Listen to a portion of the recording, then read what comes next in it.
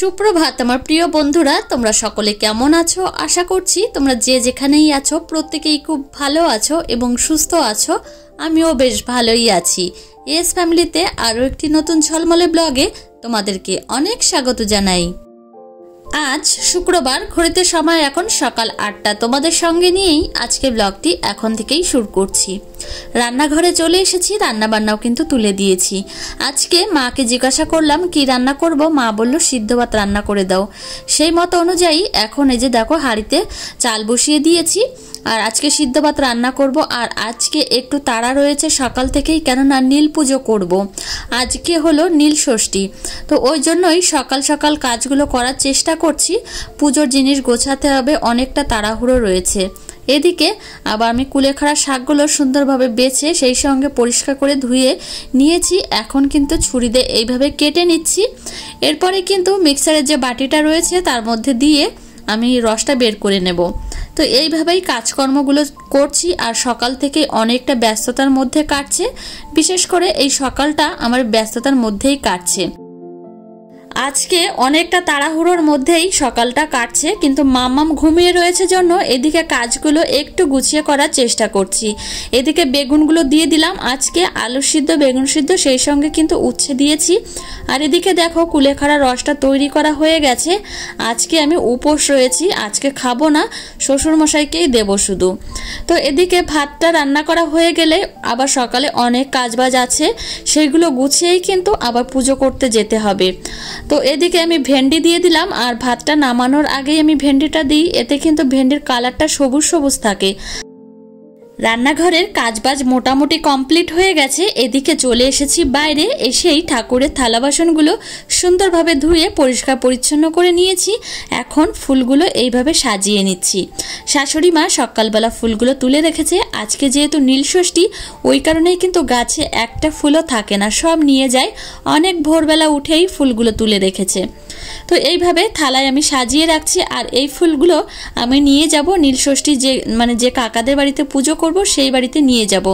আর ঘরে যে ঠাকুরের ফুলগুলো আলাদা রাখবো।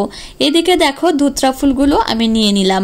আর এই ফলগুলো সব ওই কাকা বাড়িতে যাব পুজো করতে, সেই বাড়ির জন্য রয়েছে। সুন্দরভাবে এখন সাজিয়ে গুছিয়ে রেখে দিচ্ছি। আর আমি স্নান করব, স্নান করেই একদম রেডি হয়ে চলে যাব ওই কাকাদের বাড়িতে পুজো দিতে। আমাকে বলেছে 9:30টার মধ্যেই কিন্তু ঠাকুর চলে আসবে।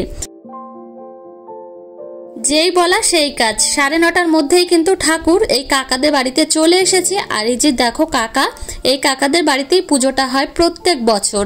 তো আমিও কিন্তু প্রত্যেক বছর এই কাকাদের বাড়িতেই পুজো করি। সত্যি এই দিনটার জন্য অপেক্ষা করে থাকি কবে এই দিনটা আসবে। তো সত্যি মনের মধ্যে একটা আলাদা ধরনের আবেগ কাজ করে।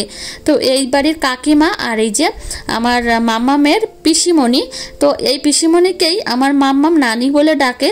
ওরা কিন্তু সত্যি খুব ভালোবাসে আমার মেয়েকে।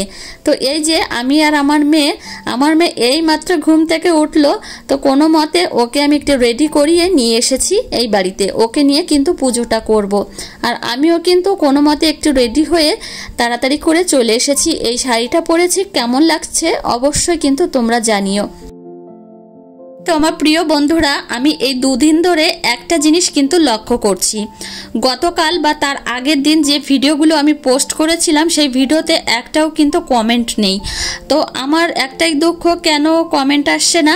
তোমরা কি আমার ভিডিওগুলো পছন্দ করছো না নাকি আমি সেটাই কিন্তু বুঝতে পারছি না। যাই হোক, আমার যদি কোনো ভুল ত্রুটি হয়ে থাকে তাহলে কিন্তু অবশ্যই জানিও।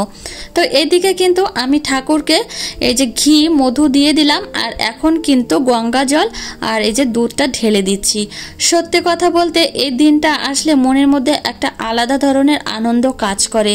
আমার মাম্মাম কিন্তু এই যে পাশে দাঁড়িয়েই রয়েছে। সত্যি কথা বলতে এই নীল ঠাকুরকে পুজো দেওয়ার সময় আমার মনটা প্রচণ্ড পরিমাণে ভারী হয়ে যায় আর চোখ দিয়ে কিন্তু অঝরে জল ঝরতে থাকে।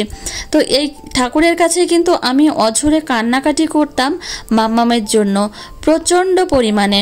তো আমি একটা কথা বিশ্বাস করি, সেই কথাটি হচ্ছে ঠাকুর ঠাকুরকে কিন্তু মন প্রাণ দিয়ে ডাকলে নিশ্চয়ই ডাক শোনে। আমি সেটা প্রমাণ পেয়েছি, ওই জন্যই কিন্তু বললাম। তো এদিকে নীলষষ্ঠীর কাছে কিন্তু আমি প্রত্যেক বছরই অঝরে কান্না করতাম, আর এই দিনটা আসলে তো কোনো কথাই নেই। তো এদিকে আমি ঠাকুরকে সুন্দরভাবে কিন্তু পুজোটা করছি। আর এই যে দেখো পাশে সবাই বসে রয়েছে, আর সত্যি যখন ঠাকুরের ধ্বনিটা দেয় তখন কিন্তু মনের মধ্যে একটা আলাদা কিন্তু অনুভূতি লাগে। তো আমার তো প্রচণ্ডই ভালো লাগে। আর এই যে মাম্মামকে নিয়ে পুজোটা করছি, পেছনে সবাই বসে রয়েছে, সবাই কিন্তু একে একে পুজো করবে। আজকে সংসারের কাজগুলো ঝটপট করে করেছি সকাল থেকেই, যে এখানে আসতে হবে, পুজো করতে হবে, ওই কারণেই। আর মেয়ে আমার 9:30টার সময় ঘুম থেকে উঠেছে, ওই কারণে ওকে কিন্তু খাওয়াতেও পারিনি। চলে এসেছি এখানে পুজো করতে, 10টা কিন্তু বেজে গেছে। মামাকে আবার খাওয়াতে হবে। ভেবেছি আমার পুজোটা কমপ্লিট হলে ওকে গিয়ে একটু ঝটপট করে খাইয়ে আসবো, ও তো তেমন একটা সময় লাগে না খেতে। তো এদিকে দেখো আমার পুজো কিন্তু কমপ্লিট হয়ে গেছে। এই যে পাড়ার এখন সবাই পুজো করছে। আর এই বিশেষ দিনটিতে সবাই কিন্তু এই নীলষষ্ঠীকে একটু কাছে পেতে চায়। আমি কিন্তু প্রত্যেক বছর এইভাবে আঁচল পেতে ঠাকুরকে কিন্তু কোলে নিয়ে থাকি। তো এই যে দেখো আমার মাম্মাম, তো মাম্মামকে বলছি মাম্মাম তুমি নম করো, দেখবে মাম্মাম কিভাবে নম করে থাকে। তো সত্যি কথা বলতে এই ঠাকুরকে যখন আঁচল পেতে কোলে নিই আর চোখে 2 ফোঁটা জল ফেলি, তখন মনের কষ্টগুলো দূর হয়ে যায়। তো এদিকে মাম্মামকে এখন ঠাকুরকে নমস্কার করাচ্ছি। তোমরা দেখবে মাম্মাম কিভাবে নম নম করে। তো ও ঠাকুর কিন্তু বোঝে যে এটা ঠাকুর। ওই যে দেখো ও এখন 2 হাত জোর করে নম নম করবে। তো এটাই আমার অবাক লাগে যে ও কিন্তু একদম সেম আমার মতোই হয়েছে। আমার যেমন ঠাকুরের প্রতি একটা আলাদা রকমের ভক্তি আছে, আমার মেয়েও কিন্তু তেমন হয়েছে।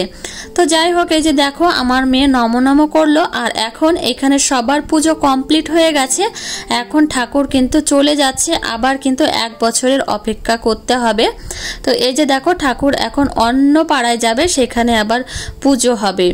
তো সত্যি এই যখন চলে যায় তখন কিন্তু মনের মধ্যে অনেকটা খারাপ লাগে। তো এই যে এই কাকিমা এগোতে যাচ্ছে, আর কাকা তো ওই যে সামনে যাচ্ছেই। ঠাকুরকে আনতেও যেতে হয়, আবার এগোতেও কিন্তু যেতে হয়। কাকিমাদের বাড়ি থেকে এসেই মাম্মামকে খাইয়ে দিয়েছি। তারপর কিন্তু এই যে দেখো তেল মালিশ করিয়ে স্নান করে নিয়ে এসেছি। অনেকটা বেলা হয়ে গেছে, এখন কিন্তু 11:30 বাজে। সকাল সকালই স্নান করিয়ে দিয়েছি। এখন মেয়েকে আবার ঘুম পাড়াবো। তো এখন তো ঘুমোবে না, একটু দেরি করেই ঘুমোবে, কেননা ও 9:30টার সময় ঘুম থেকে উঠেছে, ওই কারণেই।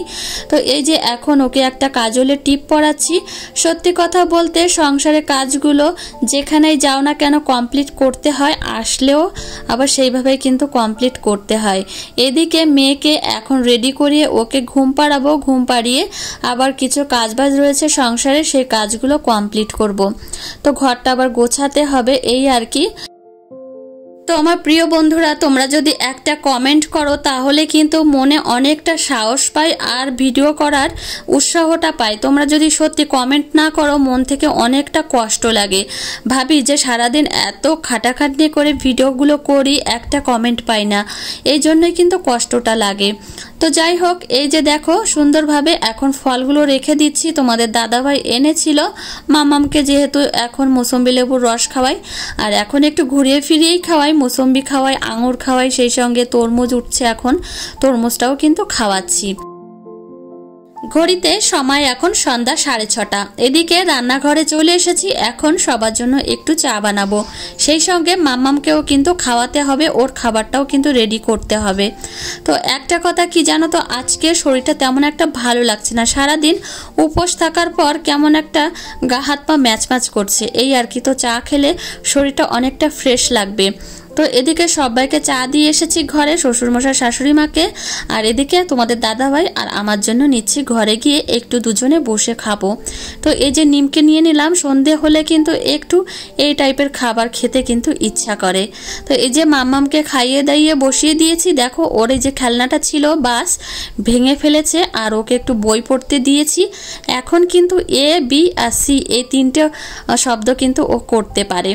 তো যাই হোক, সকালে এবং সন্ধ্যার সময় একটু অভ্যাস করাচ্ছি এইভাবেই। তো আমার প্রিয় বন্ধুরা, আজকে ব্লগটি তোমাদের কেমন লাগলো অবশ্যই কিন্তু কমেন্ট করে জানিও। ভালো লাগলে একটা লাইক করো। আর দেখা হবে কিন্তু পরের ব্লগে। ততক্ষণে তোমরা সুস্থ থেকো, সাবধানে থেকো এবং নিজেদের খেয়াল রেখো। ধন্যবাদ বন্ধুরা, টাটা। আর এদিকে দেখো আমার মাম্মাম সন্ধ্যার সময় কিন্তু এই যে বই নিয়ে বসেছে, পড়াশোনা করছে।